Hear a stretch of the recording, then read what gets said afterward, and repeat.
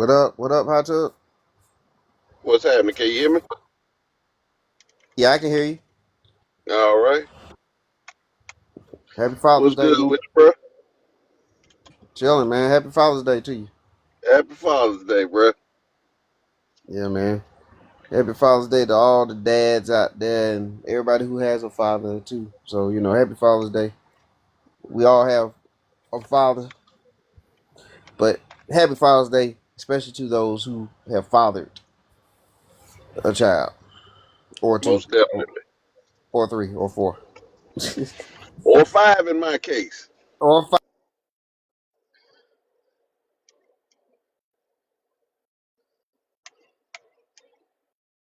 Oh, I think we done lost breath. Well, happy Father's Day to all the fathers out there. We have some slight technical difficulties, but we gonna get it back on. Oh yeah, you see me? Do you see me, Yeah, Hot I Tub? see you now. Hey, I just said, or like when you said five, kind of like LeBron, not one, not two, not three, not four, not five, not six. But yeah. All right, can you still hear me, Hot Tub? Yeah, you coming in loud and clear with me, man. All right, good, good. Because I am in a little spot here. Sometimes the connection get a little tricky. Just let me know. But hey, man, just out here, man. Just, like you doing, man. Relaxing on Father's Day and just like, hey, man, might as well chop it up for a few. Yes, sir, bro. What we got on the agenda? Man, honestly, man, just kind of use that theme a little bit. So, what's some of the kind of use that theme a little bit. So, what's some of the great father? Let's talk about a father son duo, man. The Griffey Junior, the Griffey Ken Griffey Senior and Junior, man. Oh, first father son duo in the MLB. Yeah, First to play a and so game together. right, and that wasn't manufactured. I mean, that was organic. My son at the window playing pranks on me. Happy Uh oh.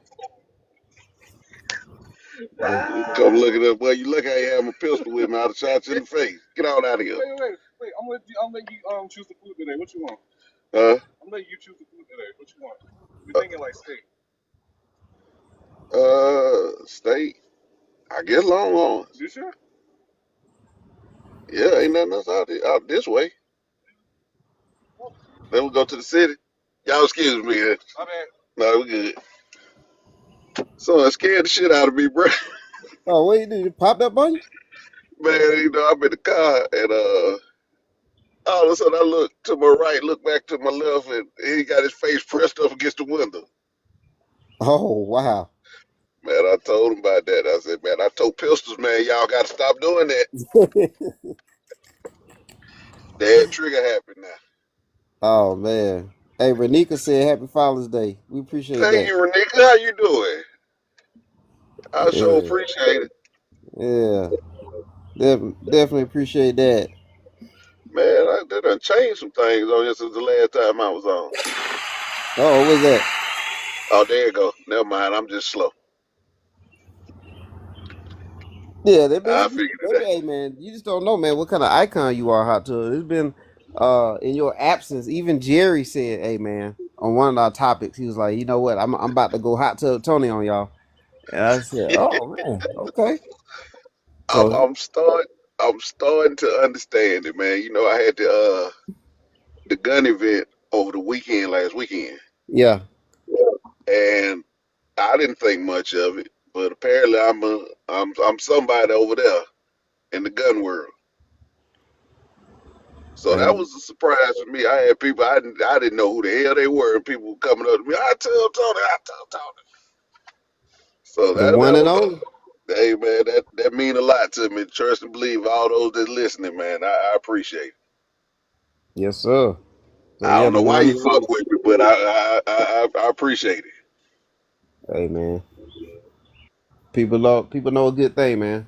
So whether we all agree with everybody's takes or not, it comes from a place that I think people love and respect that. You know what I'm saying? And It's, that's what it's, it is at the end of the day, man. it's honest, man. But kind of get back to the topic of fathers. Hey man, we can go down the list. We got Tiger Woods' dad, Yeah, yeah, Venus and Serena's dad, yep. Michael Jackson's dad.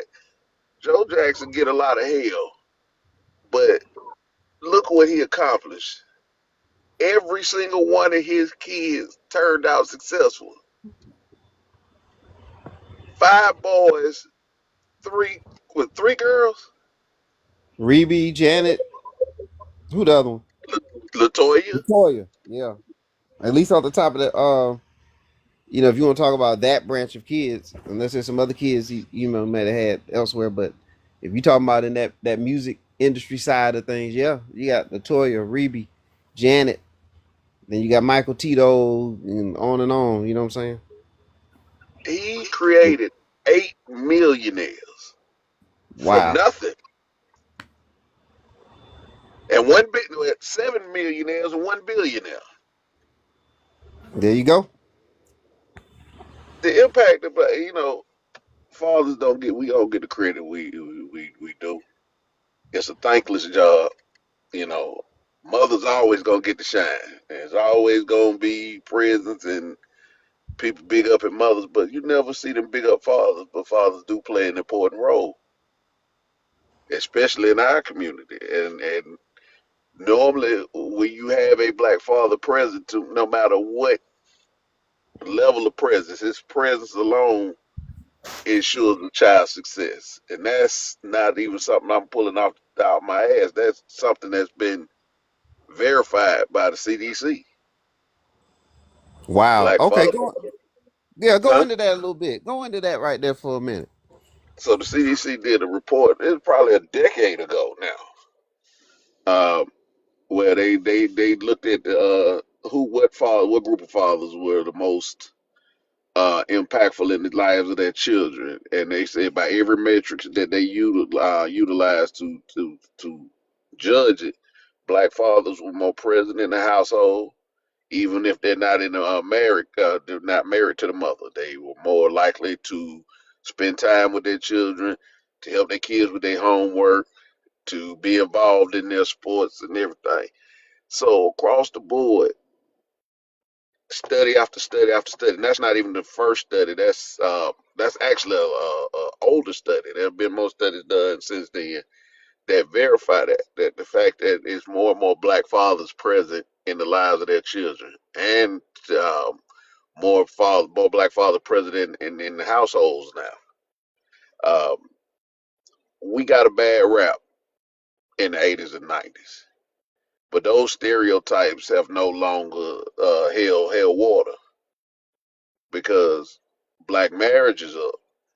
We're one of the only communities where marriage is actually increased. Now it ain't where it should be, but it has Mm-hmm. increased. Whereas every other demographics, their marriage rate has been on a steady decline. Ours did have a slight uptick. We're one of the only communities where if a black father is not a married father, he's still in the household. And I see that it started with the Gen X's. It really took off with the millennials. And I got to give that generation behind us their credit. They showed up for their children more so than any other community. I mean, any other generation. They are active and present in their children's lives. You see, that's where you see the marriage rate kind of increasing. Is in that millennial group right there. Now Gen Z, they're kind of following the trend. We got to see they're not of that age yet to where it's completely flushed out and where we can say for sure. But I'm just seeing a big change in the black community, and I love every minute of it. Well, that's good, man. And like you said, you named a couple great ones there, man, that made some serious impact, man. And another one that has made some impact in a lot of ways and created some millionaires is LeVar Ball.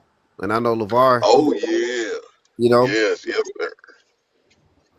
LeVar yeah, Ball and the Ball brothers don't get their credit because they've been balling out,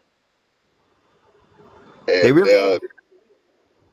but let ESPN tell it LeVar Ball was was a detriment to them. LeVar Ball taught them something that was very valuable: ownership. That big baller brand, yeah, we laugh at it, but they made a lot of money off that brand. They made more off that brand than a lot of athletes make off their major shoe deals with Nike, with the big three: Nike, Adidas, and Reebok.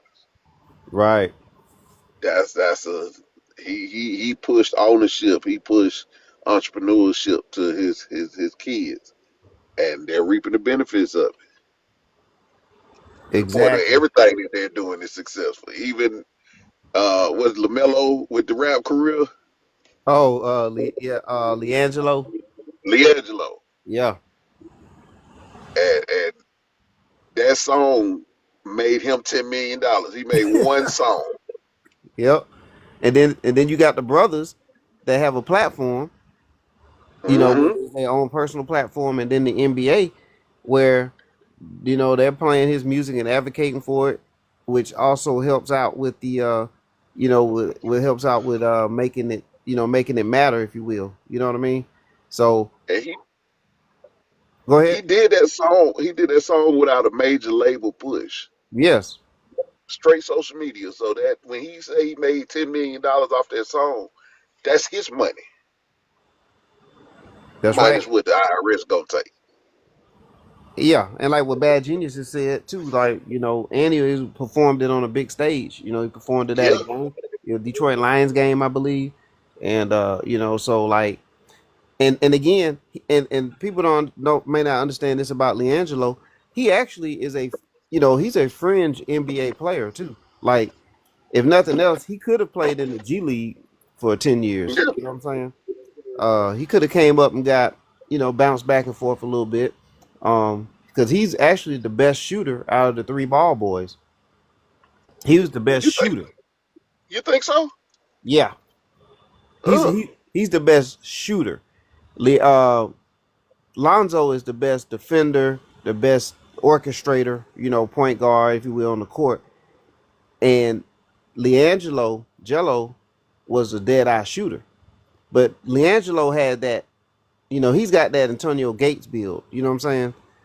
You 6'3", which is short for the NBA, and he's wide and strong like a tight end, but he's not quite at that height, you know what I'm saying, for the NBA. So he just didn't quite fit the mold, if you will. But and go ahead. I'm sorry. no, but then the youngest one that played for Charlotte, he's like, he's a tricky ball handler. He's like a Pete Maravich, or a fancy ball handler, but he's 6'7", 6'8". He's a big guard, but he got all the moves and all the scoring ability. You know what I mean, and all the flash. So though him and Lonzo, they got the NBA build for a guard. Leangelo just didn't have the right.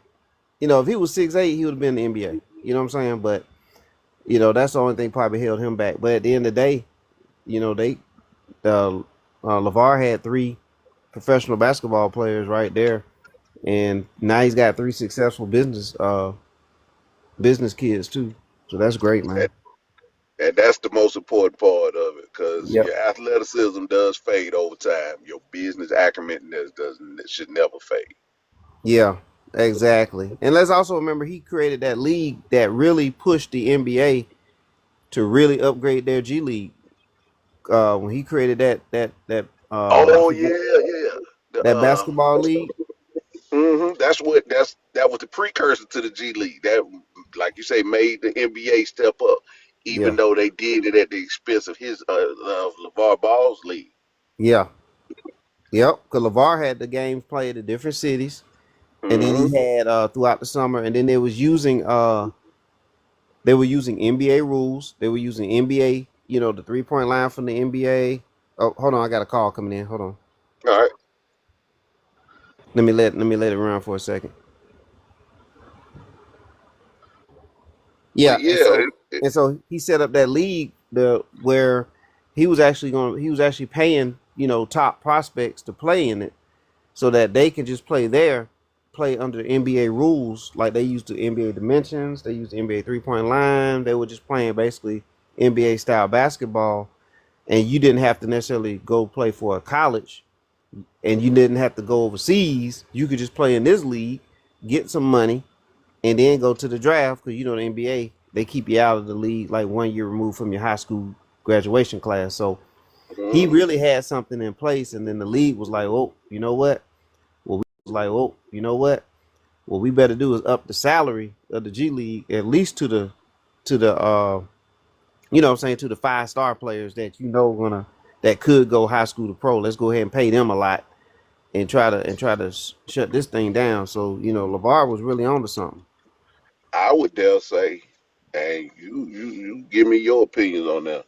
Yeah, I would dare say the reason of that the whole NIL era came about was in response to that because LeVar gave at least the basketball players another option outside.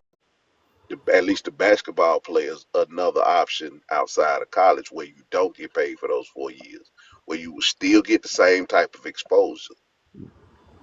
I agree with you on that. I mean, I agree with you on what you're saying about that because again, at the end of the day, these guys were going to be able to get some money in their pocket and play Mhm. basketball before they go play in the NBA. You know what I'm saying? And that, And he was targeting those players. He was targeting the blue chippers, if you will. You know what I'm saying? mhm. And that just shows how we as a people we get sabotaged. We come up with the business models, and then what we see is that the majors come in, they demonize it when we do it, and then they take the same exact model that we create, and they're able to monetize it. Yep. But they never talk about the concerted effort that the NBA put in to crush LeVar Ball's league. Absolutely. Yep. That's it. And so LeVar, man, he took a lot, but I like the guy, man. I like and not only did he do that and motivate his kids, he motivated me, man, with that, you know, with that mindset and like just empowering, you know, I'll use myself for example. Like, you know what? You know what? I can come up with my own brand. I can come up with my own thing. You know what I'm saying? And like, and I wear less and less. You know, let's just say Nike or whatever other, and I wear my stuff. You know what I'm saying? Well, you have your own brand. Yes, sir. And for those who don't know, Mr. 411 Sports World Network is a brand in itself. He has a clothing line. He sells merch. And he really don't push it like he should, but he got some of the dopest merch, man. He got a jogger suit that I got that unfortunately is the wrong size for me, but my son love it. He wear it. Oh man, that's awesome, man. Don't So worry, we gonna work on something for you too. It's already matter of fact, it's already in the works for Hot Tub. So, hey, you uh, know I got the shirt now. The shirt I wear all the time. yeah, appreciate that, But man. No, you go ahead. I yeah, appreciate that, man. we so we it's big moves over here behind the scenes, man. And it's ready to blow. We just need y'all to keep supporting like you do. That's right. That's right. Okay, and Bad Genius got a brand too. Let us know your brand too, bro. You know, send us some messages. Follow Hot Tub, follow myself if you don't mind, and let us know what you got, man. Because we, as Hot Tub can attest to, matter of fact, we got an episode on YouTube where we have a lot of black entrepreneurs, you know, banding together, and you know, let's see if we can get you in with us, or you know, we can kind of work together on some stuff, man. 'Cause I think we do. Messenger, tell the messenger send us your information to both of us on Messenger. We'll bring you up because we do, like you say, we do the Black Business highlight on the YouTube channel more so than the TikTok. Yeah, But we'll bring you up. A success story that came out of that, man. So I told you about the gun event. We had a regular meetup, number 5. That's the biggest black gun event in the country. It's on its 5th year. And one of the guys that we brought up for the Black Business Highlight, Big Drake 357, owner of OWR Armament, that's our armament. That's a black-owned firearm line. So when they tell you that black people don't make guns, it's several companies that make guns, several black-owned companies that make firearms. Him being the one that's the premier rifle manufacturer in the country. So his booth at the event was the hit of the show. His line was longer than any other brand out there. Wow. And we had Taurus out there, we had SAR out there, we had um who else? We have Canco out there. We had Alpha Foxtrot out there. We had the Fusion Firearm out there. And out of all of those firearm manufacturers, it was a lot more. But those are the biggest ones that we had that showed up to the event. His booth shut it down. His and Black Rambo. We had Black Rambo came out there too. So those of you know who Black Rambo is. If you don't know who Black Rambo is, go on just Google Black Rambo. Go on YouTube and pull up Black Rambo. You'll see he is the biggest black gun tuber on YouTube. He's a whole character, but even his booth was second to Big Dre's booth. So that's a big up to Big Dre and the guys over there at Oil Armament. Brought the whole family out, met his wife, met his father-in-law, met his mother. It was definitely a family-owned, black-owned brand. So Man. big props to him, and we want to bring Big Dre, if you're listening, live and recorded, bro. We want to bring you back on. Yeah, man, we got to, man. And big shout out, man, to Big Dre, man. And that's great to hear, man. That's great to hear. Fantastic, man. That's what we say. We want everybody to win, man. That's how We we do it. Next year, that was one of the events I kind of wanted. I wish I would have made that connection, and that was on me. I should have had your guy with the cigars to show up to the hotel, man.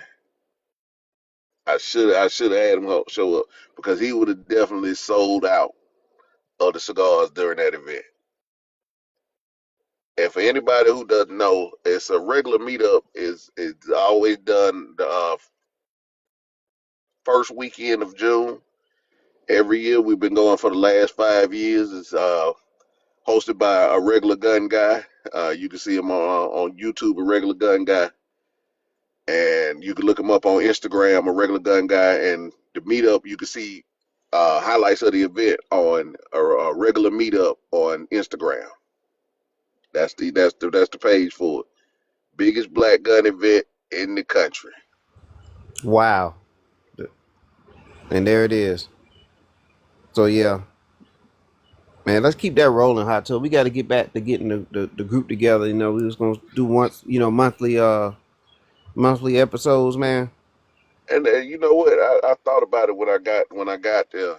I said everybody who was on that first one we did, Yeah. we should have got. I should have got them out there because after we came back from the range, when people came into town, they were cleaning up their cars. Um, that was the pressure washer. The brother with the pressure washer, he could have made a Yeah. killing out there. Yeah. The brother with the scars could have made a killing out there. He'd have definitely made a killing if he was just posted up at the hotel and sold cigars. That's how many cigars we were smoking. Like Wow. Thursday and Friday, it was the whole front of the hotel. When I say we took over the hotel, bro, we took over the hotel. We had the party. We had an actual ball on Saturday evening at the hotel. We did a formal ball, but every night at the hotel, the front of the hotel, not even the inside, the outside of the hotel was all us. Wow. Even even the hotel bar sold out of alcohol 3 nights in a row. Man. Look, So I know y'all having a great time. Anytime man, you can, I'm anytime you can still smoke, recovering. anytime you can smoke, drink, and chill, man. Man, it was a lot of cognac got drunk. Yeah, you winning. Anytime you can do all those things. So I'm looking for a lot. If anybody knows of any black owned alcohol brand that want to sell, that would be an event to show your wares at. All right, if they out there, hit us up. If they out there, hit us up. Hit us up if y'all out there, man. Yeah, Well, yeah, definitely. get back. We kind of got off topic, but Yeah. kind of get back to the black fathers. Let's talk about another. We covered LeVar Ball. Hey, hot tub. Speaking of black fathers, my dad say hello. Oh, tell him I said what's going on and Happy Father's Day, Happy man. birthday there, Hot Tub. Happy Father's. Man, Yeah. Happy we Father's got Day to and get you happy back Father's on, sir. Day and We got birthday to if it get you is your back on. birthday. Okay, man. Take care. And you too, Yeah. So yeah. man. We got to bring your pops back, man. We kind of left the political stuff alone for a little Yeah. while, but I really want to talk to him, man. You know what? Want to talk to him, man. You know what? It was crazy is you know what we do need to talk about and you seen the post out there. I think it's about 300,000 on there now talking about it, but posted something on the TikTok page about the out in California where uh the transgender male to female, she was competing in the high jump, and the state of California, I think Trump was putting some pressure on California about He that. put he put a lot of pressure on California about that, and Yeah, rightfully so. yeah. So I think we can get my dad in on that too. We can chop it up about that. I definitely got an opinion on that, man. And I just give my a quick 2 cents on there. Yeah, If you want transgenders to participate in sports, it's probably enough of them right now to where they can have their own league. But to say that they need to compete with the women, no, I disagree with that. I totally disagree with that. If you want to have them compete with the men, I'm more in favor of that. Because at least it's a fair competition at that point in time, and that's all I'm gonna say about that for now. yeah. Well, I mean, I think that's the sentiments of many. Myself, ultimately, I would love to see yet to see if there's enough to have a It, full division. I don't it's know. not. It's not. Yeah, but even if it's It, just a minute group, I mean, hey, you get one winner. Like I don't know, but it is. I don't think it's fair though when physically there's a true physical there's a true physical disadvantage. There was another lady came out, the swimmer from Kentucky. Well, she used to swim at Kentucky or whatever, and she said that she competed and there was a. She said that she competed and there was a transgender in there, and he was like 6'4". You know what I'm saying? And she's like 5'9" or something, and that's pretty tall for a woman. But even her, fair matchup. So there's definitely a real topic out there, and that's got to be handled. So that's got to be handled. So, but we can definitely get some more opinions on that down the line.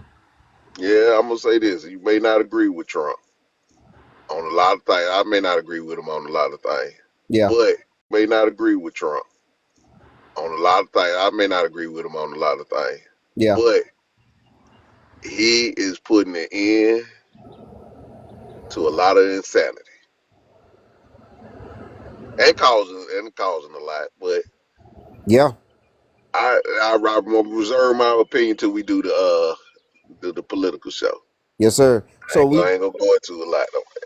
That's fine. That's fine. Hey, but we did talk about LeVar Ball and the impact of LeVar Ball as a father, as a figure, as inspirations to others, and that led us into that other conversation about the business that we have together and bringing all the guys together. So that was an impactful. He's an impactful person. Um, you know what, Deion Sanders? Deion Sanders, absolutely. Even though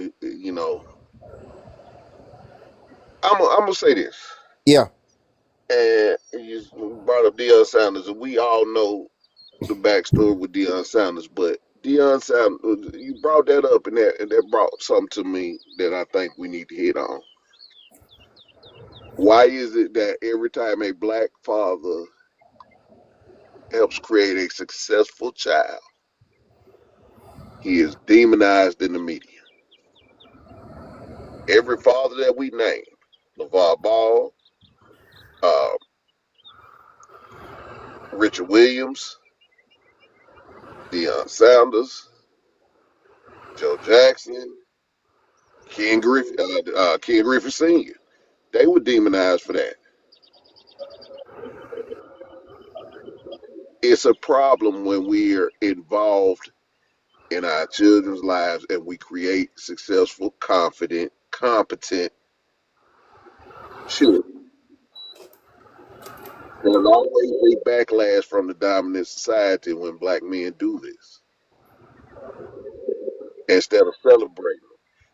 But they're quick to use that trope. Oh, everybody black father's not in the home, which is false.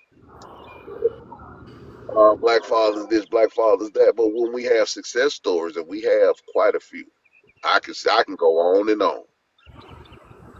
That have them. They're demonized by the media. They're demonized by dominant society. They're demonized by people online. And so to all my black fathers out there, I'd say this: stop giving a damn. Don't give a damn what no other community say about you. You keep doing what you know is right. You keep creating successful, confident young children. And the proof is in the pudding. We don't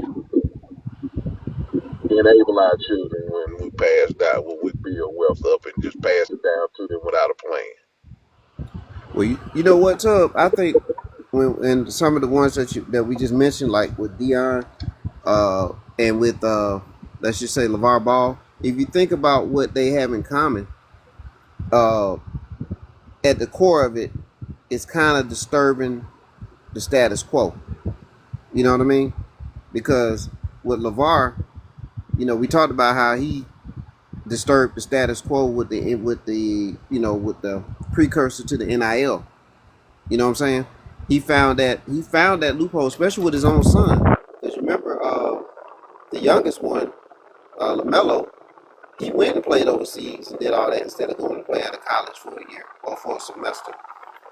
He went around all that and got drafted and made his money.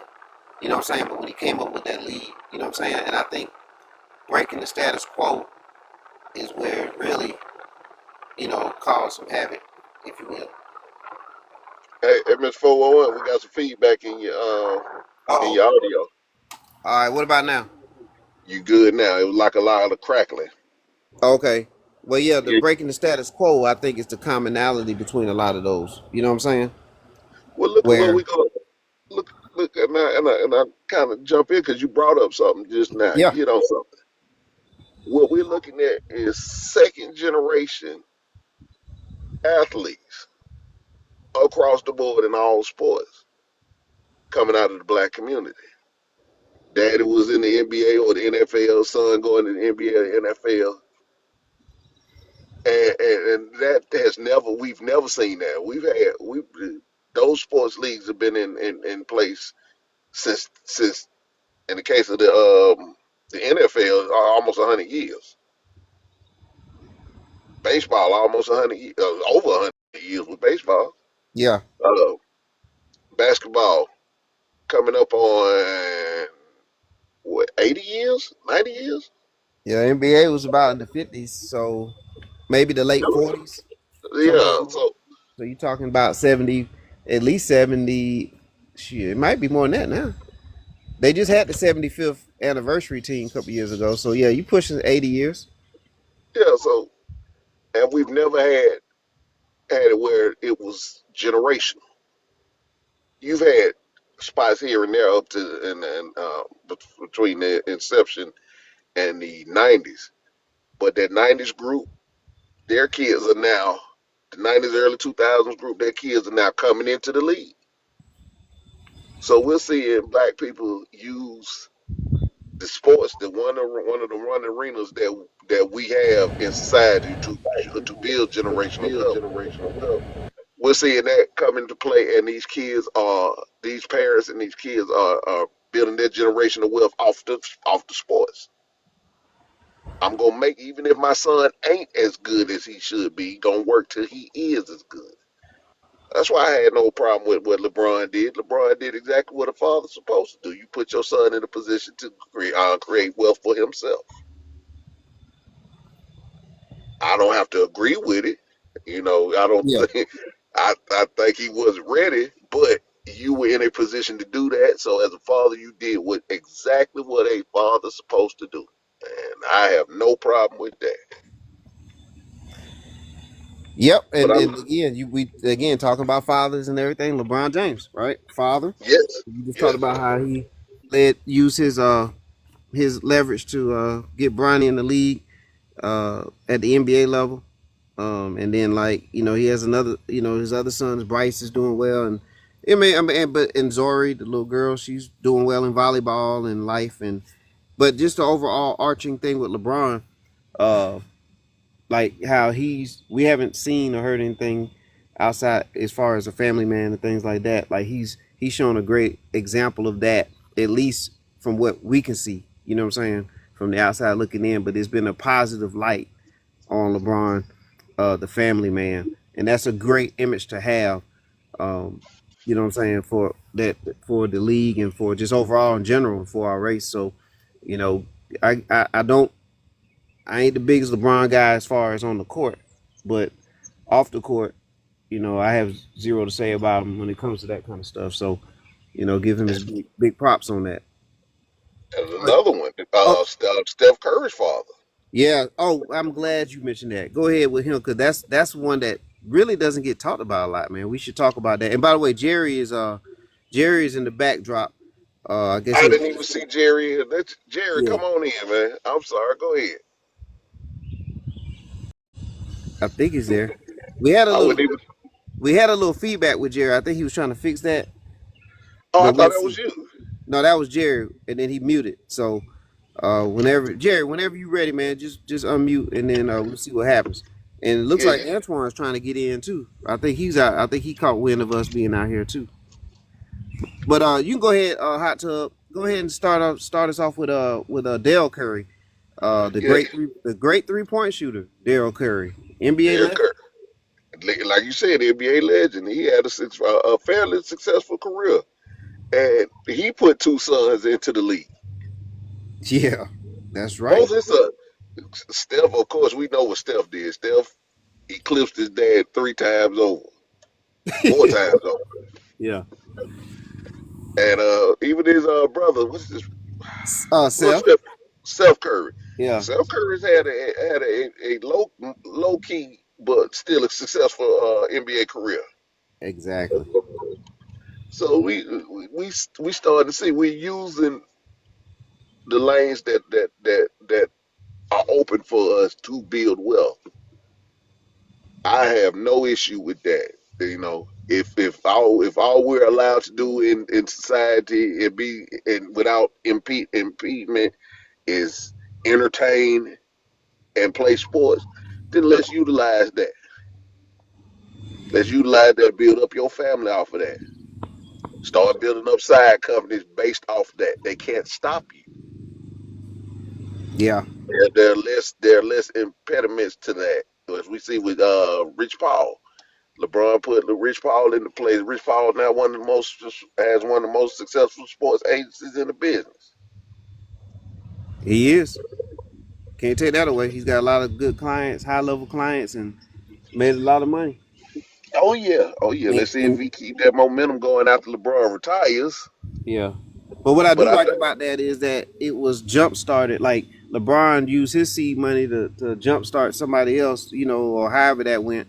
But he helped him get started, and that's a lesson that we all can learn from. Like, whatever amount, whatever level of it, you know, pour some seeds into somebody, man, and help them level up because you never know what them leveling up can do for other people.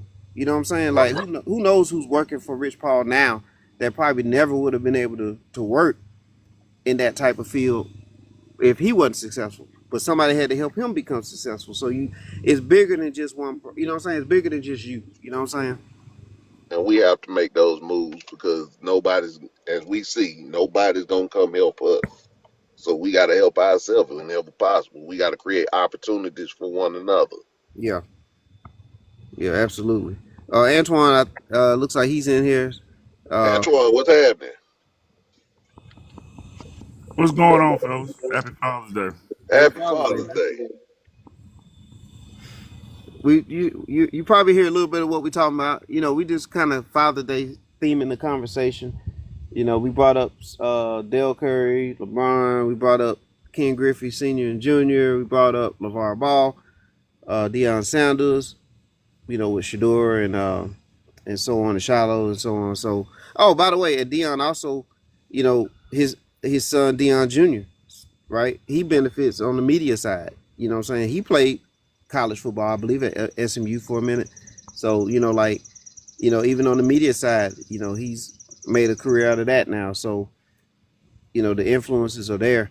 Uh, Antoine, you got another a father, son, father, daughter, anything you want to bring up in, you know, sports related that one of those we may not have touched on yet? Um, let's see, trying to hit it. I'm gonna say you guys didn't hit a lot of the major guys. It could be, yeah, it could be anybody. You know, it could be some minor guys. Nah, I mean, heck, let's see. I would say Brunson, for example. You know, Brunson's dad on the coaching Oh staff yeah, of the Knicks. You know what I'm saying? His son is playing for the Knicks and making big money now. yeah. You know, the influence that he had. I remember you was talking to me about it actually, about how some of the training methods that he taught him, you know what I'm saying, now has benefited him as a pro. You know. Well, you know, you look at Kobe. I don't know if did you hit Good Kobe one. and his dad. That's a That is good a one. good one. That's a That is a good very one. good one. Yes. Jelly Bean Bryant. Yep. Yeah, Kobe and his son. And you know, like you say, I guess just to, you know, I guess hey man, all of us and our fathers, you know what I'm saying? Like, it doesn't have to be, you know, you find out, man, it's the fact that you can pour into your kids and have them not be in a situation that was, you know, not to say that it was work, but you know, you giving them a better life than you had before, or you know, giving them opportunities. That in itself is to be commended. You know what I'm saying? Because everybody, you know, I don't, you know, I don't take for granted the fact that you know, you find people and you talk to folks, man, and everybody doesn't have a dad. You know what I'm saying? Everybody doesn't have that person or those people growing up in their lives to just keep them on the straight and narrow. You know what I'm saying? Just to not be you know, just not to get in trouble. And if you just, you know, like that's enough, man. You know, to teach you, hey, son, you know, like this ain't, you know, one of the things like now, I never forget when I was getting my license, my dad taught me, he said, don't you ever go anywhere without your wallet. He's like, you always keep ID on you. You know what I'm saying? Cause you could just, you know what I'm saying? You simply could be, you know, we looking for a black man that's 5'9", he weighs 215 pounds and he's dark skinned. Guess what? You all three of those things. You know what I'm saying? Yep. So, you know, but you know, hey, this is who I am, and you know, you ain't looking for you know, Tito Jones or Tito Jack. You know, you look, hey, this is who I, you know, like, no, it like I said, just that kind of stuff, man. Just the simple things of teaching you how to be a man, how to handle your business, and that, you know, and to be a you know, sometimes to be a influence on your nephews or somebody in the neighborhood, or you know, just guys that's up under you. Like, you know, you spoke a couple of weeks ago up at our high school, our alma mater, because the athletic director was one of the guys that you brought along when you were younger. You know what I'm saying? So all Right. those things matter, man. You Yep. know, and you know, I always tell people, like, you know, like You never know. Your kid could be the one that cures cancer. You know what I'm saying? So like you just Right. greatness is always there. It's just the fact that being a dad. And I've heard you talk a couple times. Tub, about the things that you teach your kids, and how that man that is the real. Like guys like us, we're the real here. I mean, because and I don't want to minimize when you have resources, but when you got money, things are a lot easier. You know That what I'm is saying? true. That's very true. When you have money and you have resources and you got people, like you say, when Kobe's coming out, like Shador. Okay, Shador was being coached by Tom Brady. Like that ain't happening if Dion isn't who he is. You know what I'm saying? Or he has those connections, or you have to be in those venues and in those areas to be able to benefit from those things. And you know, you can also put yourself where you want to be. That's one thing that as an adult I found out. If you want to be around successful people, you got to go where they are. You might have to learn how to play golf. You might have to learn how to smoke cigars. Like bourbon. That's something that they do. Like, or put yourself in places that you can to put yourself around people like that. And like you said, Rich Paul was you know, he kind of you remember that, if I don't know if y'all remember watching that series or whatever, but it was Entourage. And it was kind of that same way. Like one of the guy, like they had a famous guy, right? And Hmm. like one of his homeboys during the show, he's like, nah, man, I don't want you to just keep giving us stuff. He said, I want to be your manager. You know what I'm saying? I want to learn how to, I want to earn my money and learn how to do this. You know what I'm saying? And so, that's kind of the same way when you look at Rich Paul and some of the guys around here, which I'm pretty sure they his closest friends do things. That's just what you're supposed to do. Um, but like you say, man, a lot of the guys, especially, um, you could probably name way more football guys once you start breaking them down Oh and yeah, looking it's a at the lot of football those. side of it. That definitely bring their kids up and show them that it's 11 positions on the field. You know what I'm saying? I can teach you how to do. You know what I'm saying? I can put you in contact with somebody.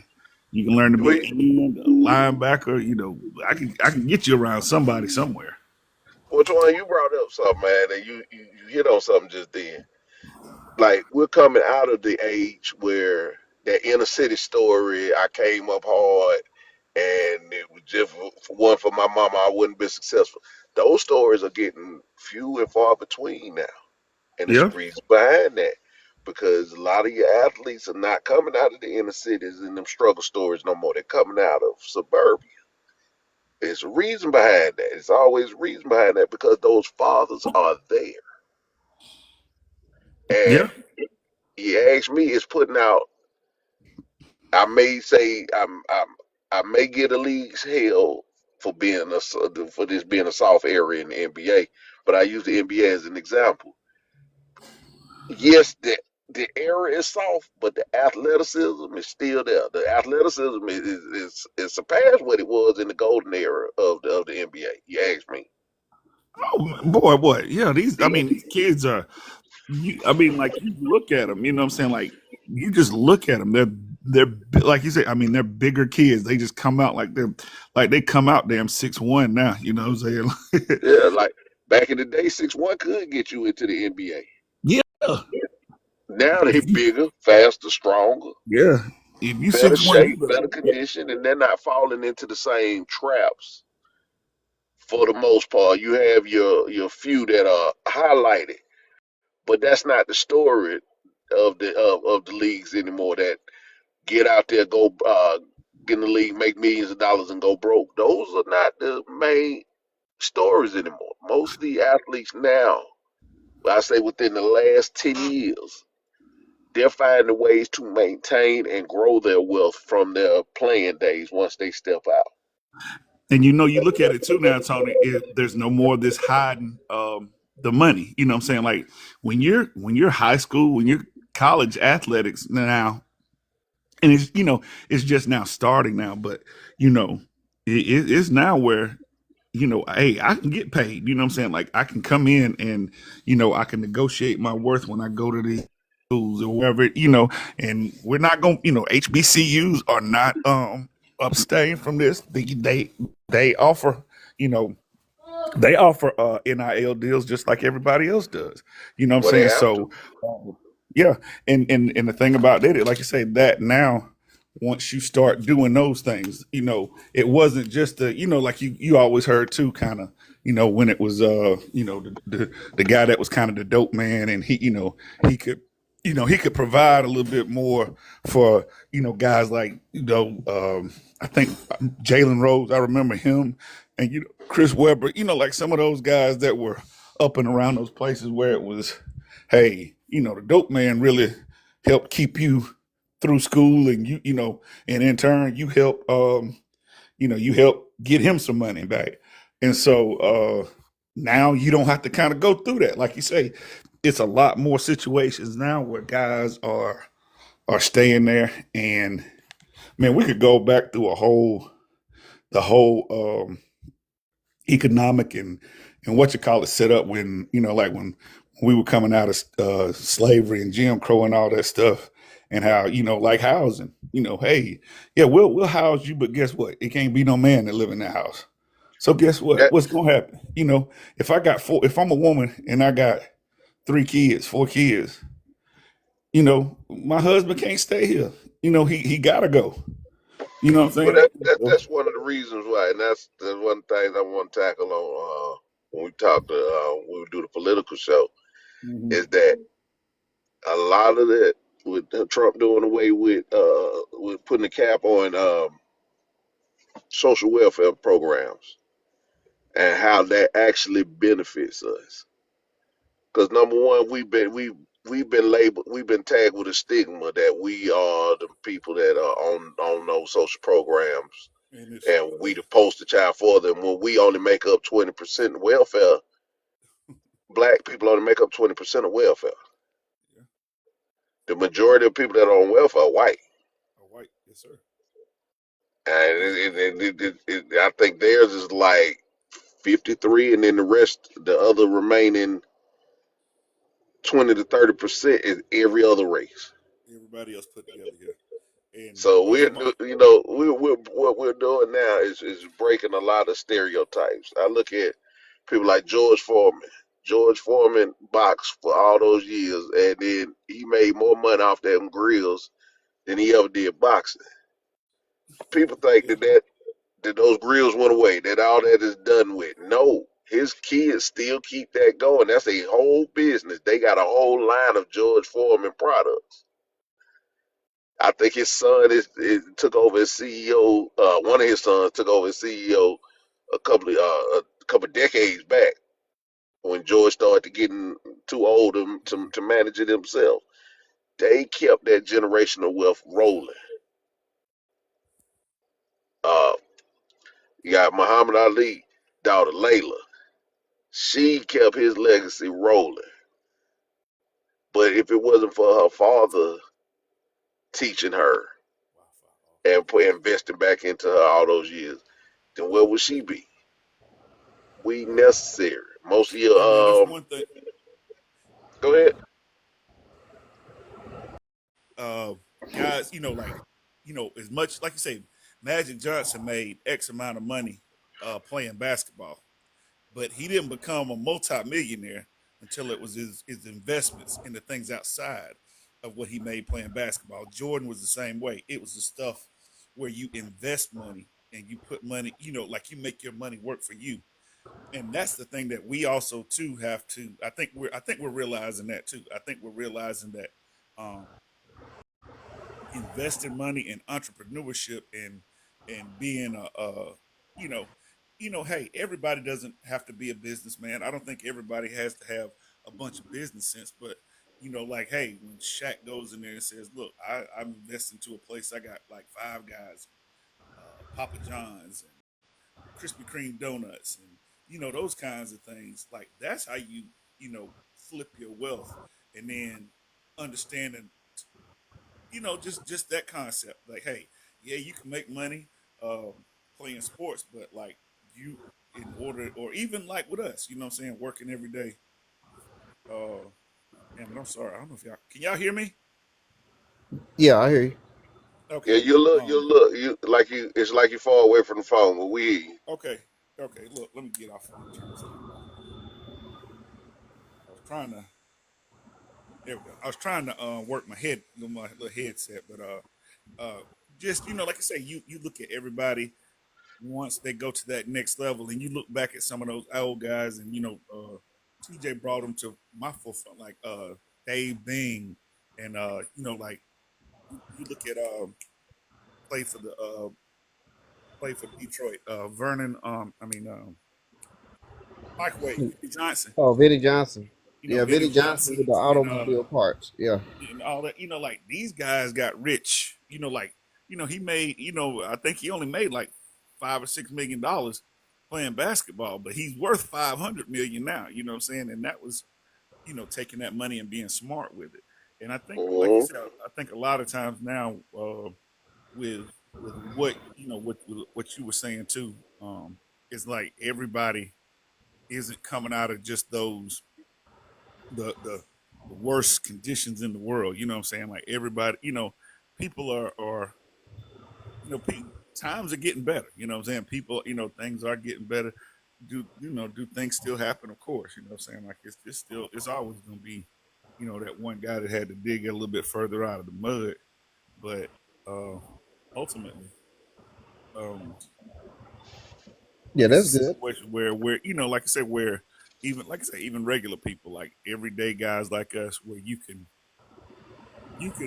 put yourself in places and get Yeah. stuff, and Well, it's Well, I just well, think, we but I think as a society, we sensationalize the athletes and the entertainers, sensationalizing other areas as well. The more realistic avenue, you know what I'm saying? Because there's only gonna be 1% that kind of get into that realm, and then even out of those 1%, think about how many of those athletes that we don't talk about. You know what I'm saying? We only talk about the 1% of the 1%. You know what I'm saying? So the odds are better if we, if you're motivated to be in business and or whatever field you want to get into, and you can get into things like get that. into tech. Yeah, get into tech, man. Like you Yeah, look at a lot of these tech guys and all those folks, man, and they go in and they make an absolute killing, in well, that field. one thing about the tech field, bro, and that's another misconception is that black people are not in tech. We are the foundation of tech. Yeah. Then you wouldn't have no cell phone if you didn't have the black man that created the technology for it. We wouldn't be able to have this right here, what we're having. To cell be phone. able to, not just cell phones, not just cell phones, even though that is one of the things that we created the basis of. 2G technology and cell phones, that was a black man invention. I think 3G came out of Japan, 4G came out of South Korea, 5G came out of China. Hmm. But Zoom, Look, Zoom, all I want to say was, Tony. No, I was like I said, as far as like not necessarily that we're not there. I think that we don't as far as like the way we're emphasizing it a little bit more. You know what I'm Yeah. because saying? we're the That's foundation of it. yeah. We are the But it is foundation of it. Well, yeah, what yeah. was what was you about to say though, Chuck? You about to say something about uh invention something. Yeah, we just to be able to talk. What we're doing over TikTok now, being able to talk to each other over TikTok. That's voice over IP. That was Oh, okay. Marianne Croker. That was she Okay. invented that. Marianne Croker is still alive. I think she's like a vice president for Google or something like that. And what's the name again? I'm gonna put it on here. Marianne Croker. Marianne Croker. Kroger. Croker. Okay. CROAKER. I Okay. mean, yeah. There's been the dude, the cat that did like the Super Soaker. There's a bunch of things that came out of Lonnie Johnson. That's Lonnie yeah. Johnson. It was wasn't it a lot of stuff that came out of Hasbro and what I'm saying like that. That it was there was a black dude that did a lot. Yeah, I mean, so it's like We I we mean, we the foundation of of technology, man. We are actually it's a lot of black people at the forefront of a lot of the innovations that are coming out of the tech field now that they're just not being talked about. That there we go. I think that's the biggest thing. It we just don't get talked about enough. We don't get the recognition that we deserve. And the thing with us too, I think we have to make sure that we're talking, you know, me. You know what I'm Hey, saying? Antoine, I'm You losing you a little bit. okay. You saying it needs to be talked about more? Okay. What about now? Is it better? Yeah, yeah. No, I was just saying like those things that like you said, we have all these we have all this credit to our names and to our people. And the thing is, we don't talk about it enough. We like that needs to be something where our we're talking more about it. You know what I'm saying? And things that so we can tell each other those things. You know what I'm saying? Like and that's one thing I always like to talk. About listening to Tug, man. He always has something. I'm always something that he's, like, hey, damn, I didn't know that. Man, that's something.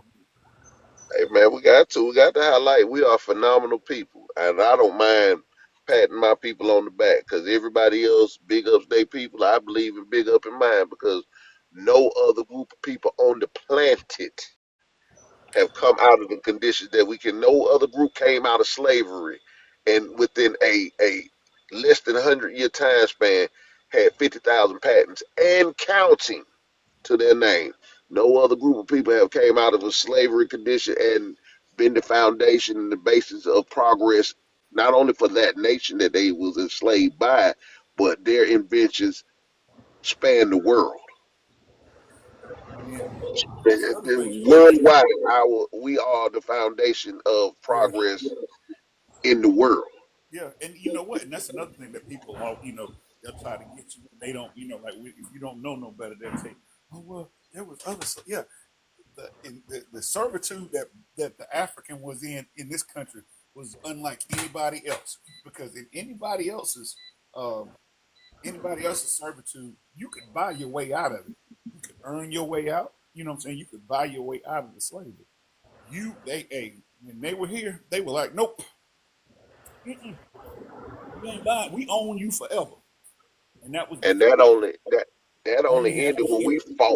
when we fought to get them 13th and 14th Amendment, the same amendments that allow birthright citizenship. So when those people tell you that they are more American, they wouldn't be here if it wasn't for the amendments that we fought for. Yeah, and I saw a thing the other day. It was two Asian guys talking. And they were talking about like and he said, "Hey man, like the freedoms that we're enjoying was played with black blood." You know what I'm saying? And that people need to understand. Like it's just crazy, like how the Hispanics and the Asians and like it's like, do we? No, we don't necessarily just need y'all to do anything, but like don't be an enemy either. You know what I'm saying? Don't get on their side the situation like the damn Hispanics did and vote for I Donald Trump. We love Donald Trump. We vote for Donald Trump. And then he I turned go around and like I get go your ass one up. deeper than that with you, Antoine. I Yes, go sir. one deeper. Outside of the Hispanics, when you talk about the Asian community, the wealth in your community is based off the wealth being siphoned for our community. Yep. They just had a Korean, the Koreans, the country of Korea had a summit, a Korean business summit. Where did they have it at? Here in Atlanta. And that makes no sense if you think about it on the outside. Why would you have a Korean business summit in Atlanta? It's not a appreciable Korean population here. No, but the basis of those businesses that were highlighted make their money in black communities. Yeah, That's why they had it here in the black in the Met for Black America because they're trying to figure out how can we monopolize more businesses in the black community. How can we create more wealth based off the back of the black communities? So your position here in America, and that's for the Koreans, is based off of the income and the financial benefits of my community. Yeah. I got a question. And y'all can answer this for me. How long does the dollar, the black dollar, last in the black community? Oh God, that's like it's Minutes, yeah, it's the hours. shortest. It's the shortest of anybody out of out of every ethnicity. Ours is the lowest. I can't. I've heard that. I can't remember what it is, but like ours is the shortest. But to put that in the context, that's not because we don't own businesses. That's by design. We had our own businesses. We were a very insulated community prior to integration. Integration actually hurt black business It hurt us. Yes. to where now we still have black businesses. We do almost everything in society. Black It's a black business that does almost. The problem now is that they're spread out. Now the internet has made it a whole lot easier to support black businesses because most of them are online. They thrive online. Mm-hmm. But black brick and mortar has been replaced by other communities coming in now. You go to a corner store that's owned by women buy their hair product from Korean. The nail shops Korean. You go to the corner store. That's Indian Pakistanis Yeah. owning your corner store, your liquor stores. But these are businesses that we used to own. Yeah. So why don't we own them? Because they are given those. They're not coming in here and with $2 to their name and working and getting it. No, they're getting preferential business loans to open up businesses. To the point to where a lot of the in the case of the gas station picked the locations in the inner cities that you see a lot of the East Asians opening up. The gas station, the conglomerates that they are opening up the businesses for, because it's pretty much a franchise. They're being given that. They're being given forgiving loans for that, with grants for that when they get here. But when we go to open up a business in our community, we can't. We don't have the same access to capital that they have. And so that's is that just the sole thing? Like how do I'm gonna ask you? So how do we break that then? Like how do we stop that crap?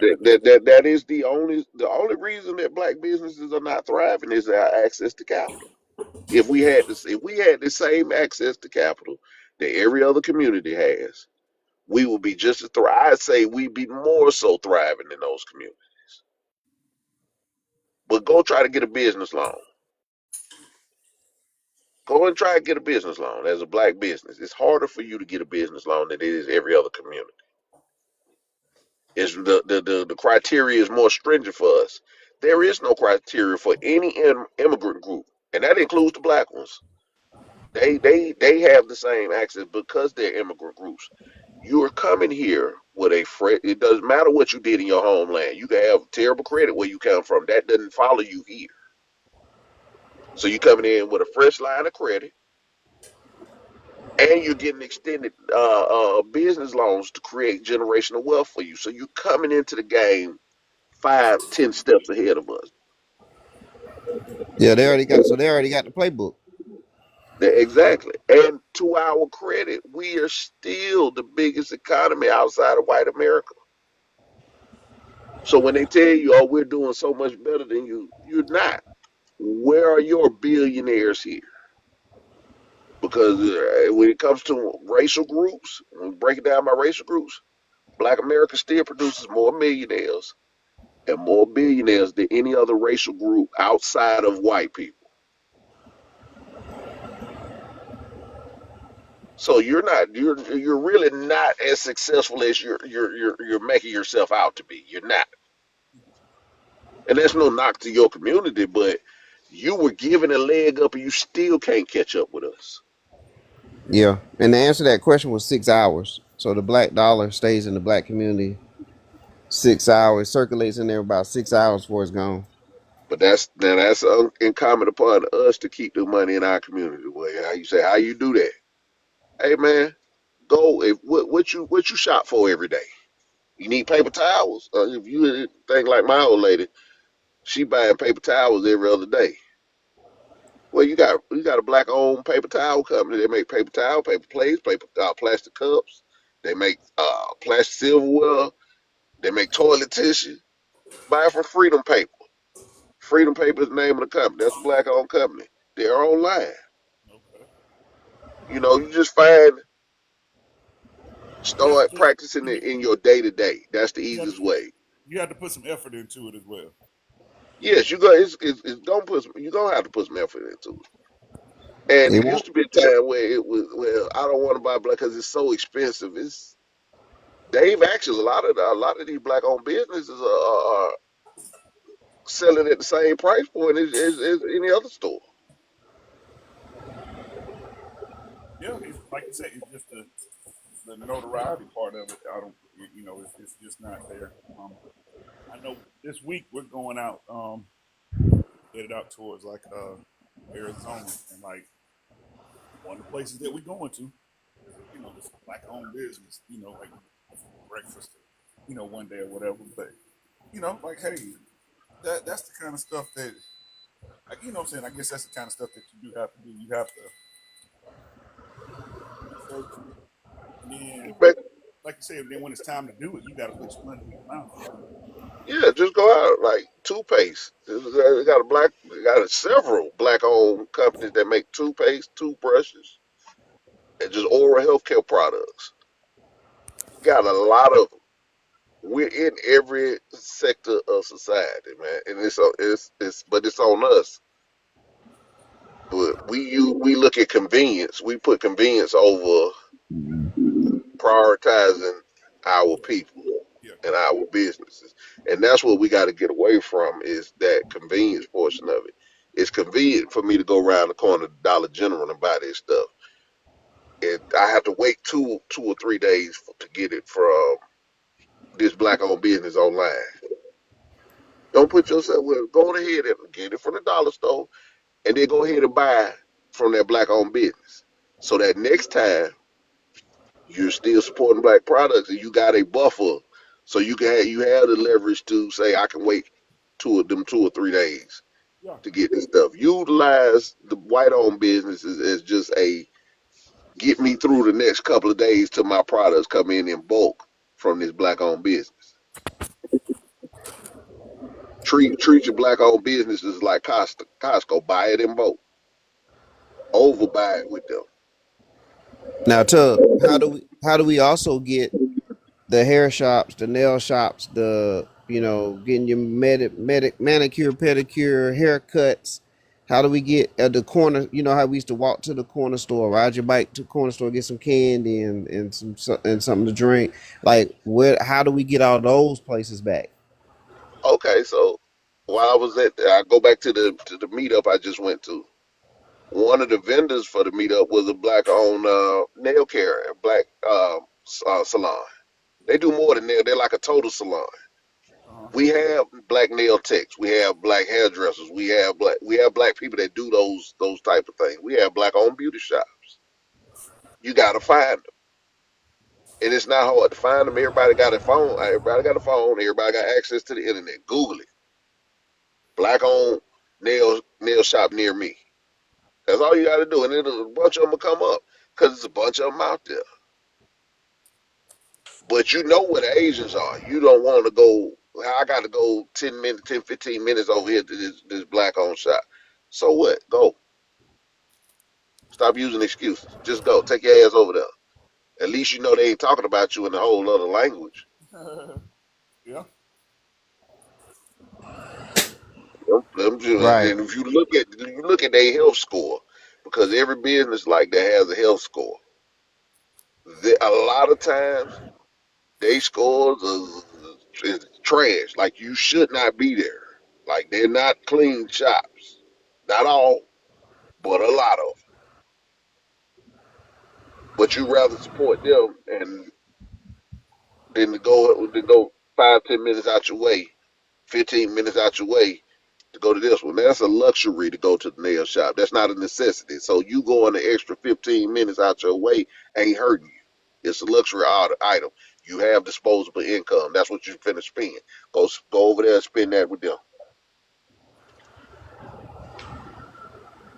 Then maybe they can open a location closer to you. But everybody's not in the city like Atlanta. We have that. That's part of the appeal to Atlanta. That's why so many black people are moving to Atlanta. is because we do support black-owned businesses. We have whole entire areas, black-owned business, Stonecrest Mall in the city of Stonecrest, which is right outside Latonia, Georgia, which is literally 20 minutes from Atlanta. Stonecrest Mall is just nothing but black-owned business. It was a failing mall that was about to go under. They allow black-owned businesses to set up storefronts inside of that, and they've been successful. They coming up on a decade of the what they call the Black Wall Street project in Stonecrest Mall, and they're still here. Yep, Those very shops are good. still there, still But yeah, thriving. that's the kind of stuff, man. And this is kind of stuff yeah. And again, this is the kind of stuff that we talk about, especially when we get together, to Twan. And this is needed, man. But yeah, man, I'm definitely glad we was able to, just chop it up for a few during Father's Day, and I know we all got stuff we're gonna probably get into here in a little bit, and we're gonna make sure we continue these conversations, man. And salute to the fathers, man. Salute. It's a thank being a father, especially a black father. It's a thankless job. Nobody sees the behind the scenes of what you do to keep everything in the household running, because that's not the sexy part. Mamas get the glamorous part of the household. Being a Tub, black father is a thankless job, bro. I And and Tub, I would go as far as, like you said, I would double down on that. I think it's probably one of the, if you go through anybody, it's probably the one job don't nobody else want. oh yeah, No other race wants to be. You know what I'm saying? You know what I'm saying? Like nobody else wants that job. You know what I'm saying? To be a black father, nobody else wants that job. Yeah, it's, man. we suffer for the most part. Most of us suffer the slings and arrows, so they never touch the family. Most of us. Yep, And salute to the ones that do. Now, if you're a deadbeat, this I'm not talking to you.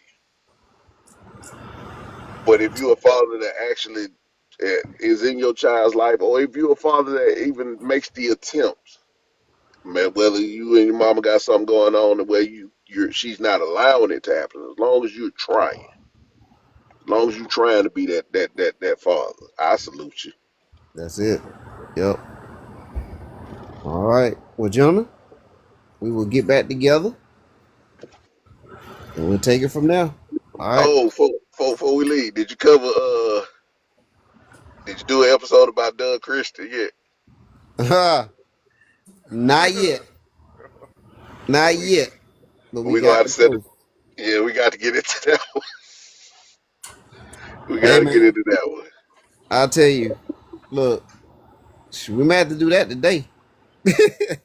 Well, set the time, man, because that's a whole. I think that one might need to go on YouTube. All right. I'll tell you what. Let's look at getting that in. Let's see. Monday's the game. Thursday's the game. Bowling. So either Tuesday, Wednesday. Bet. So Tuesday, Wednesday. Let me know which one works for y'all. We'll go ahead and get that set up and put out there. Well, I'm on vacation for the next 2 weeks, so Well, dang. Damn, Antoine, did you just come off vacation? hey man, yeah. But see, look, I had to He came on vacation 2 days ago. Yeah. man. God damn. I mean, where you work Okay, at, man? I need to work okay, with look. where you working at. At UPS. Okay, but look, man, look, bro. This Hey, 30 years. This 30 years I've been in. You know what I'm saying? Long time, man. Long, hey, Hey, long man. time. hey, Don't, guys. don't, Hey, I want to say this real quick. What's up to Nard? All right, big what up, shout out to Lord? Nard. No, All what's right, up, brother? young black brother there doing the sports thing. Uh, I hope we're doing a good job of mentoring you, Nard. We appreciate you, man. You always get involved with us. We get involved with you, and so we learn from each other. And then also shout out to we were just talking about black business. Now there's a black business owner that I just saw the name pop up on the screen, and if that person is out there, I'm going to hit the invite button. We want you to talk about what you do. All right, I hit the invite button, so you got a chance now to talk about what you do. and we want to make sure he gets out here to all these people that can get access to us. So let's see what's going on here. Give us 2 seconds, fellas. All right, diabetic pedicures. Hello. Hello there. How are you? All right, How are doing you? well.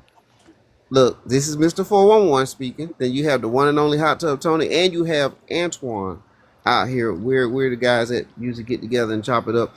And introduce yourself and what you do. Wow, you put me right on this spot. I came to support and now I'm on here. Look at God.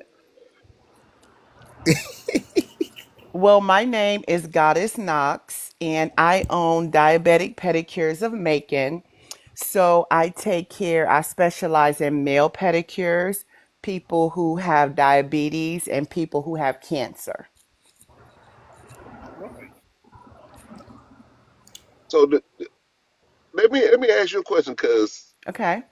I'm gonna expose some things about myself when I say this. Yes. Okay. I am fascinated with your field. I watch this on YouTube, these type of videos on YouTube all the time. Okay. Do you have a YouTube page or any kind of social media page that we can follow you at? Of course, I'm on all platforms at Diabetic Pedicures of Macon. Now, my homework is to create a YouTube page. So I'm not on YouTube, but I am on Instagram. I am on um, TikTok and Facebook. Do you post your videos on there? I do. I just started trying to post something every single day. I However, what's your name? I tell Tony Hot Tub Tony. However, my pictures aren't nice. My that pictures are for people who truly have problems and I transform their feet. that's what I watch. I Okay. love those videos. I don't know why it's the weirdest thing in the world, but I think that I chose the wrong career path because if I'd have known about that, I would have been in the same industry as you. Listen, I'm going to recruit you because I'm gonna tell you something. A lot of that's men do not know it's a lot of money in doing pedicures. It's a It lot of is. money in it. And especially for men, because men, y'all can do half the work and the women just want to come to y'all. Ooh, sign me up too. Right. So it's kind of like if I had a male partner, we'd blow up. We'd tear making Uh up. oh. What kind of certifications do you need? I'm really fascinated now. Don't even Please worry tell about that. I'll put you under my license. and Oh, you do all the training. I'll do all the training. I'll put you under my license with the state of Georgia. If you haven't, to anybody out there, if you haven't watched them videos, if you're not a big fan of feet, I get it. But to watch a diabetic foot get worked on to be Yes. brought back to life, Yes. that is fascinating. Let me does it? tell you, it's truly a gift. I've been doing feet over 30 years. And so I did never even knew it was my gift. And so being able to do it, my children were embarrassed of me growing up. Because who wants the mom to come talk about feet so I never was invited to the school days. They like, Mom, we good, don't worry about it. And so as they grew up, they it's something clicked to where they was like, wait, my mom can do my nails, she can do my feet, and then they started loving me. You need a YouTube page ASAP. Uh, Okay. Yeah, I think as we had one, that conversation before, but I'm not gonna say nothing. Yeah, you did. I would challenge you to go look at DC Foot Doctor on YouTube. Okay. He's in the same industry, but he's out of DC. He's the biggest black foot YouTube, Yes. and look at his numbers. Wow. You're missing out on a whole nother revenue stream. It's a Okay. whole world of people that just like me that'll sit there for an hour and watch you work on some feet. You said DC foot what? The DC Foot Doctor. Okay. Okay. We'll do. We'll do. Yeah, You are so missing out on a revenue stream that's passive money for you right there. wow. Just by posting Wow. the videos.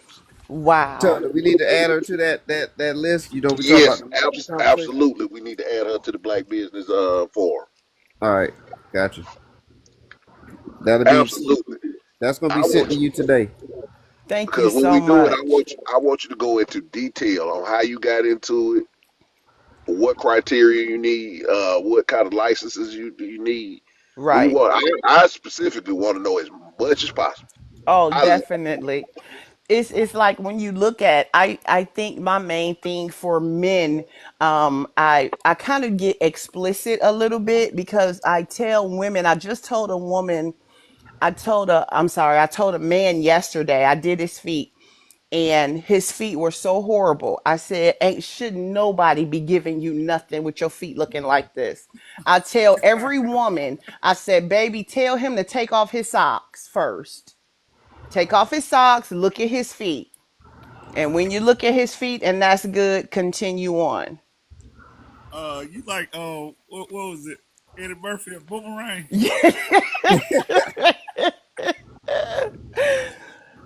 Oh But man. it's so much, and so I teach how fungus spreads and stuff like that. And I'm telling you, it's really serious.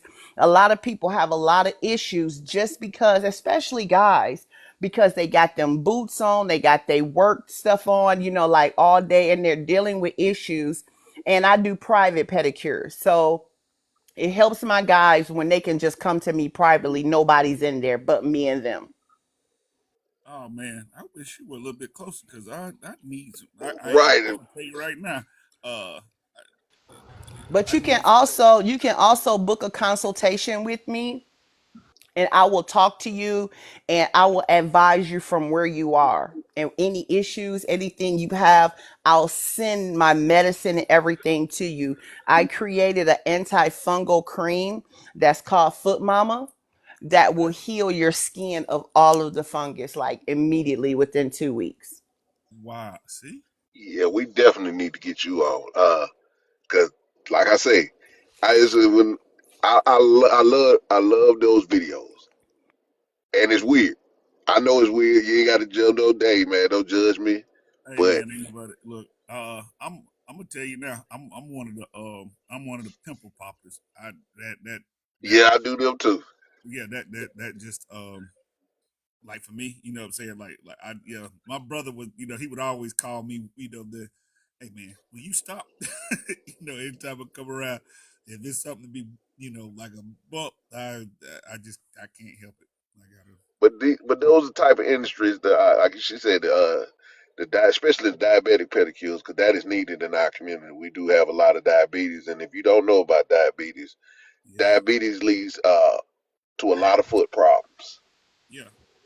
And I wish we had more people like yourself to talk to the younger folks, so let them know that these are paths that you can take that make, like you said, make a lot of money, and our fair is not as difficult as people think it is to get into it. Wow, I mean, think about what was just said today. I We mean, just this talk. I last mean, this 10 is minutes ago. literally, we literally Yeah. just got through. I mean, like before he saw you and you popped Yep. up, and like you say, how God works. I mean, like truly, I think that is something that you can't underestimate how God can move on people. And Yeah. 411, you down there, so buddy. That sound like something you might be on. When you get off here, you might need to get you a job interview. Hey man, lock her in for her own show. We need Yeah. it. I want it. I'm requesting this. I want to show specifically with her to talk about this. All Listen, right. he has tried. I'm so shy, and so I think this was truly the icebreaker that I needed. When you say a little bit about I got married, how I got to Macon, I got married and I came to Macon. With me being here 6 months, I was alone and by myself after I married the most wonderful man in the whole wide world. Now I'm by myself in Macon. with a son and not knowing what to do. And so I'm like, God, where happened? Like my world crumbled up under me. All of a sudden he began to put diabetics in my spirit. I'm like, diabetics, what does that mean? So I went and took a couple classes. I did some studying on my own, and I learned that people that have cancer and diabetics, they kind of run neck and neck, right? Mm-hmm. Especially with foot issues, right? And so let me tell you, so I found out 5 years ago that Macon, Georgia is number 4 in the world for diabetics. In the world? Oh In my the God. whole world, not in Georgia, but in the whole wide world, Macon is number 4, right? So I was like, so I totally live by Romans 8 and 28 that all things work together for good, right? He allowed some things to happen so I can come to Macon and service Macon, right? Is that not so amazing? Hey, That is That amazing. is amazing. God is when good. hey All the time. when you can't explain when something happens, when logic doesn't work, and it is something that is outside of what you can kind of put in normal, just like, hey, this was normal, this was gonna happen, like you say, for that to happen, that ain't nothing but God. Yes. Wow. Well, he put you in the right place because I need for you to go on and make a concerted effort within the next. This is my challenge to you. Within the next 48 hours, I'm I writing need right you to have, now. I need you to have a YouTube page. And, And you and don't go on there worry, and make your YouTube Hot page. Tub has sent these challenges to me and others as well. So And I want your page up and running because I will pump your page on every platform I go on. I know a lot of diabetics and a lot of the spaces that I operate in, and I know that they not take care of their feet because I can tell the way they walking. You know what? Let me tell you, that is so true. I can tell by the way that people walk that they need me. wow. And so I thought that, first of all, I remember Laura Lynch, and I was in Warner Robins. Laura Lynch found my card and she put me on the news. So I was on WMAZ 13. She put me on the news, and everybody told me, God is, because I'm from Michigan. So everybody told me, oh, Goddess, you need to close up. You don't need to be doing that. You in the South now. These men down here don't do that. This, and that. The day I was going to close, Laura Lynch from WMAZ 13 called me. And I thought it was a joke. I thought it was a game. And she said, hello, I'm looking for da da da da da. And I was like, you know what? I don't feel like joking. I don't feel like playing. Right. And so she gave a little chuckle. And she was like, no, it's really me, right? Boy, when I tell you I turned that professional voice on so quick, I was like, oh, hi, Laura, right? All of that. And she put me on the news that day. I had a police officer in my chair because I was on Carl Vinson, which is the sheriff's office right across the street. And so he was in my chair, and I said, can you please do this interview with me? He said, Goddess, I am not finna go on no news with my feet. I'm not finna do it. Right. And I said, please, I'll give you pedicures for life. Well, anyway, she put me on the news and I blew up. Wow. I made more money than I ever made in my entire life. We need you. You are important because we need you to break that stigma. You said something and you hit on something.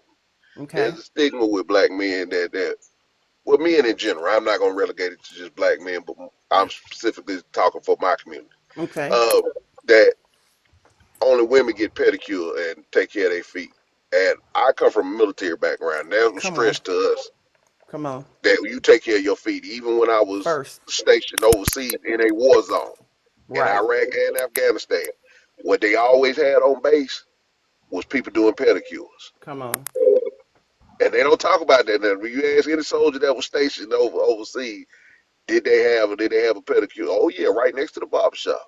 Right. People doing feet because they stress to you that your feet is the most important asset on the soldier. So Right. I carry that mindset. even past my military service. I take fairly good care of my feet. My feet don't look. I've seen my partner's feet, and mine don't look nothing like that. Well, the number one thing that I try to tell my guys is really grooming. So understanding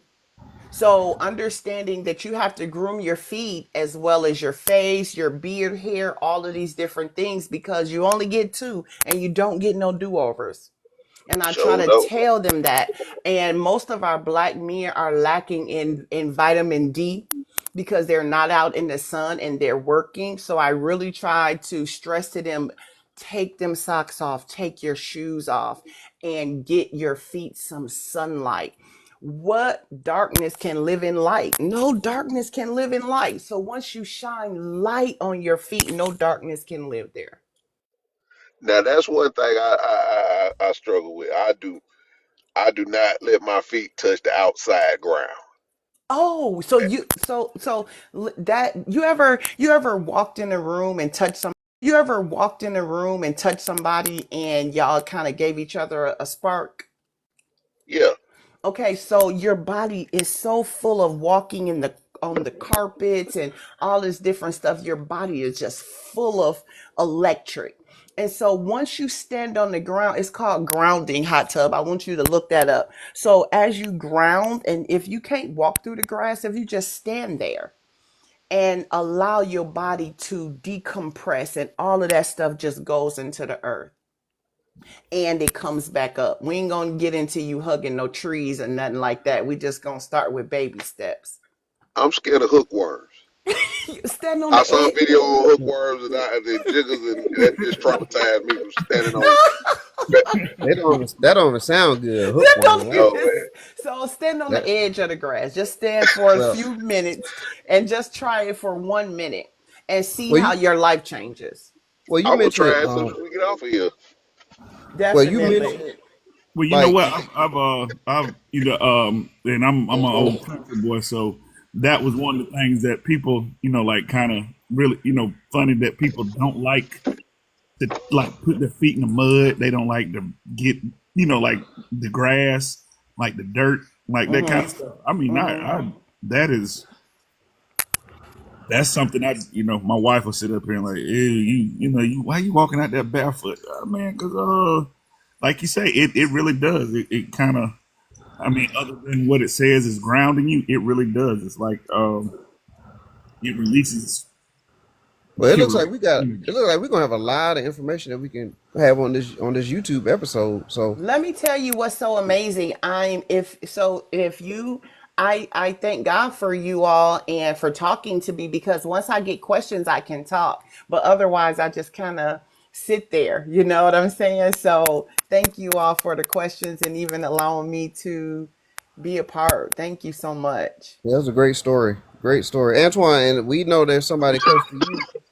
There's somebody close to you, Antoine, that is a budding star too. So you just let me know when you're ready for that to move forward on that too.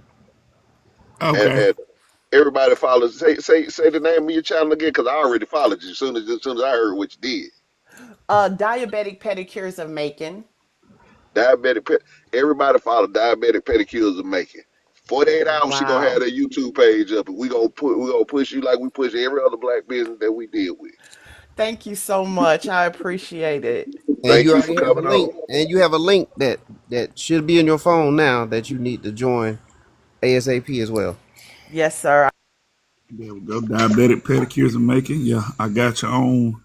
Let's see. I did Facebook. I'm doing Instagram now, and I'll get back on TikTok in 1 second. Oh yeah, man. Yeah, Like I I said, want to see the graphic videos. I am fascinated you had with one that. man.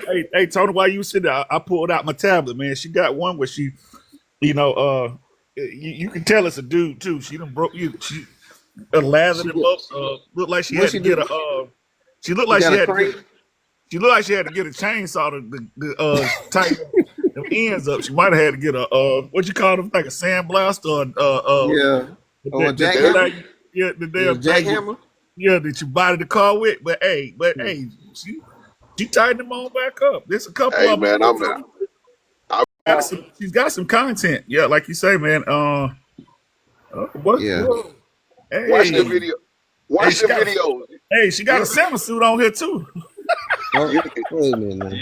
you gonna be fascinated once you start watching them. Trust me.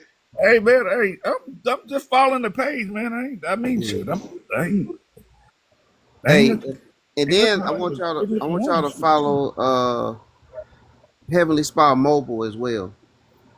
Check that And out too. Heavenly put it put it Spa Mobile. put it up there on the screen. I'll follow that.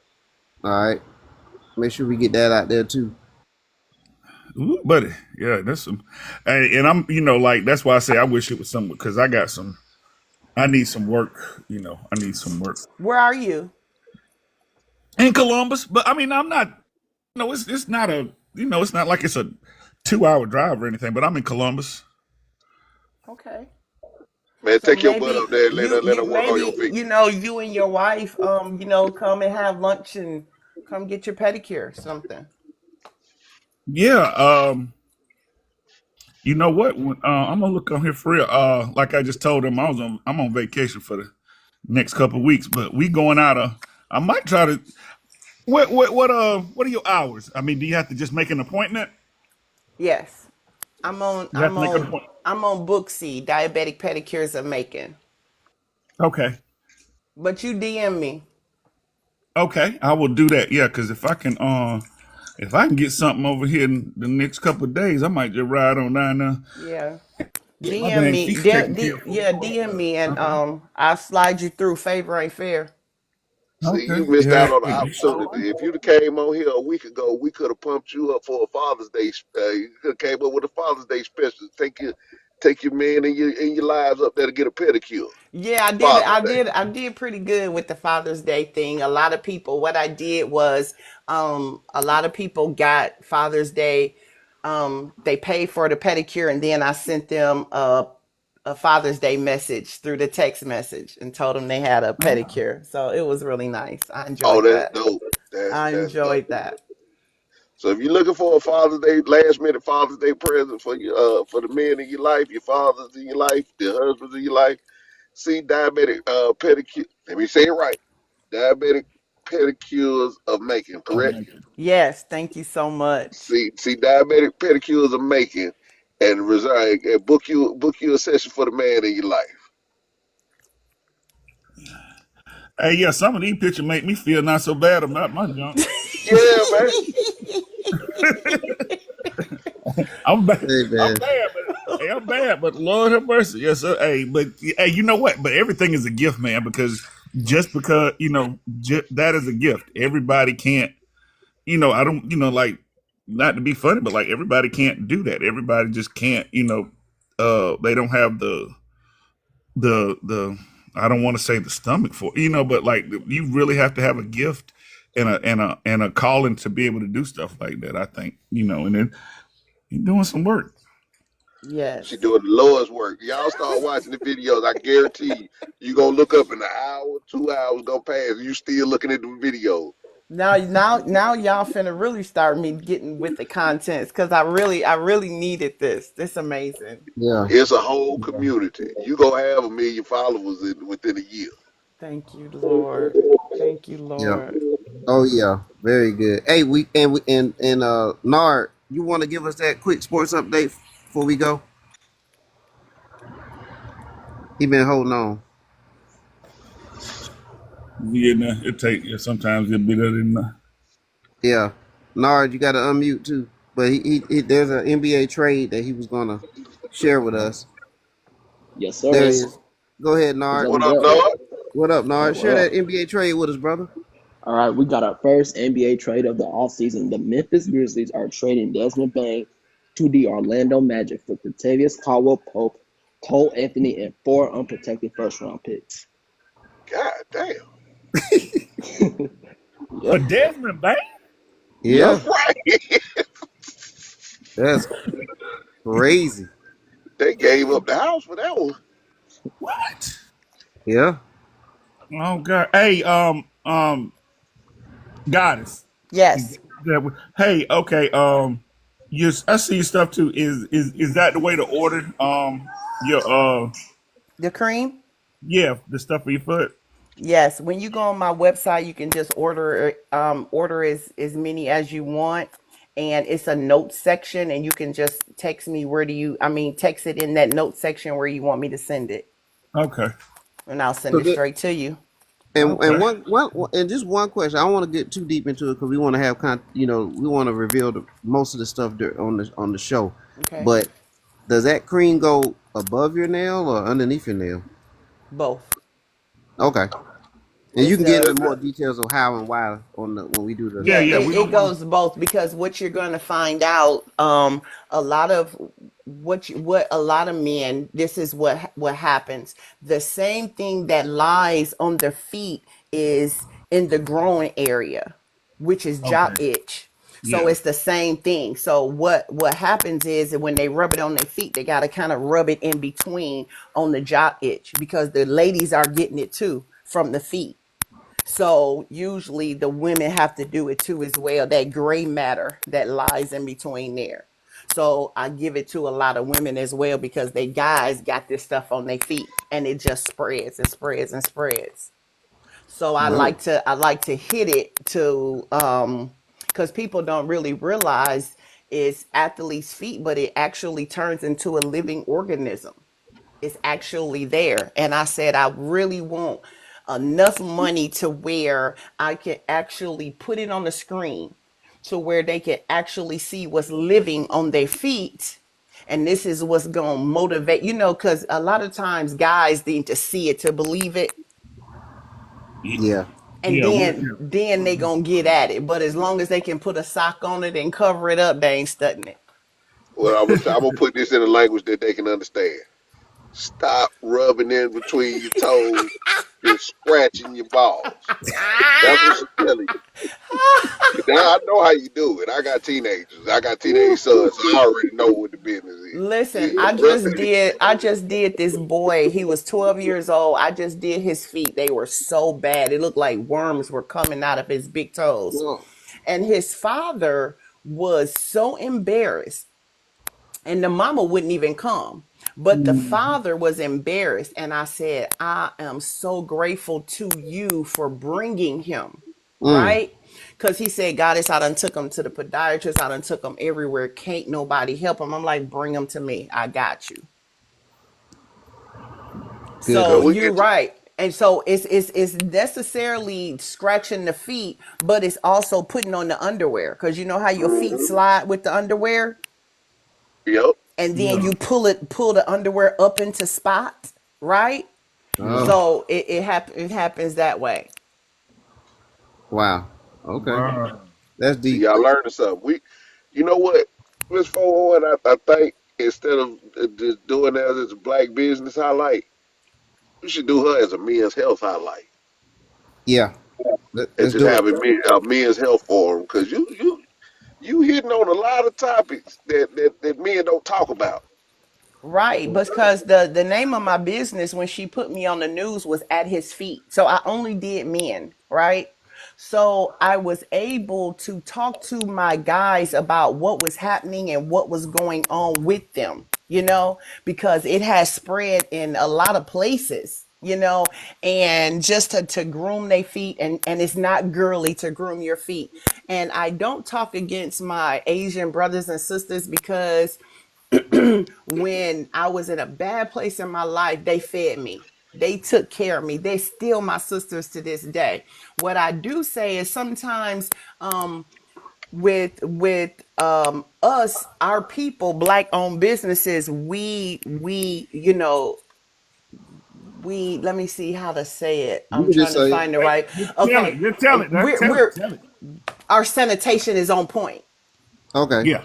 Put it like that. So a lot of Yeah. people Okay. say, "Oh, I take care of my feet. I do this, this, and that." And so you're going, and I can't really tell you how much you're going, but you're not being protected, right? Mm, Did we just not talk about cleanliness? Yes. We yeah. Yes. just Yeah. said We this. just we literally before you got on here we're just discussing these. I mean, this Yep. same stuff.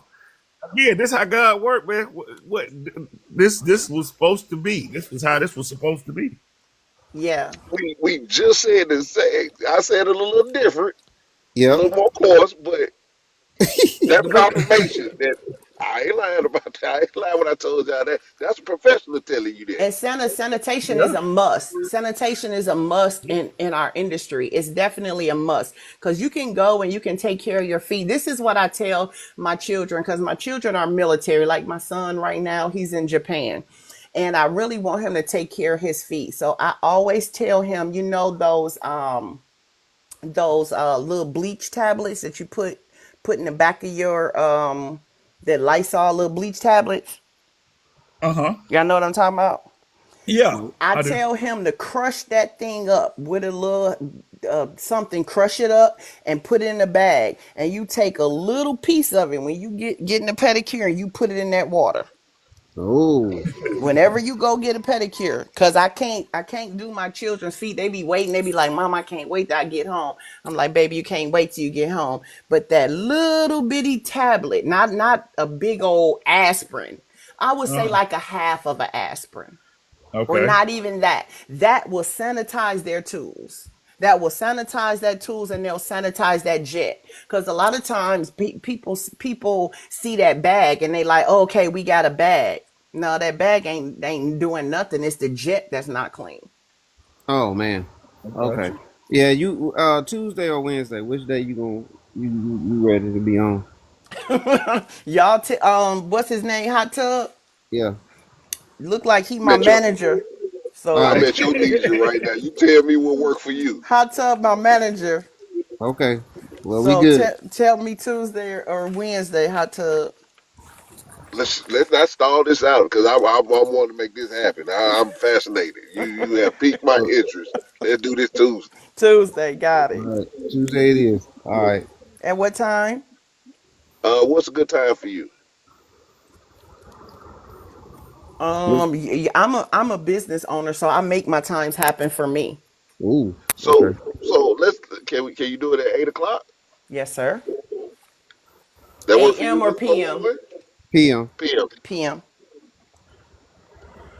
All right. There it is. I need a couple things from you. I'll text it to you, and then we'll we rolling. Thank you Look, so much. All you right. want to do this one on YouTube or you think this one on TikTok? Because I kind of want I want your visuals with it. That you know what? We're gonna have a quick huddle about it. But yeah, it'll Okay, more likely be YouTube though. But bet we'll, that. we'll That way we can because I to really highlight it, we need it on screen. yeah, yeah. So we'll do that. Sounds good. All right. Well, look, everybody enjoy the rest of the day, Father's Day, and let's Happy get back to it. Father's Day. Thank And you. before Thank we you. go, Happy Father's let me Day. get a bigger shout out to Coy. Hey Coy, happy Father's Word Day. for it. I'm gonna call you and keep doing your thing, bro. You're an amazing father, bro. Man, you know what? I gotta find Corey. I ain't heard from Corey in a minute. So I'm glad you called him out. All right, let's get together, y'all. We out of here. All All Thank right. right, you. peace. Be back Tuesday then. All right. All right, Okay. y'all. There you go. All right. No, all right. Take it easy, bro. All right.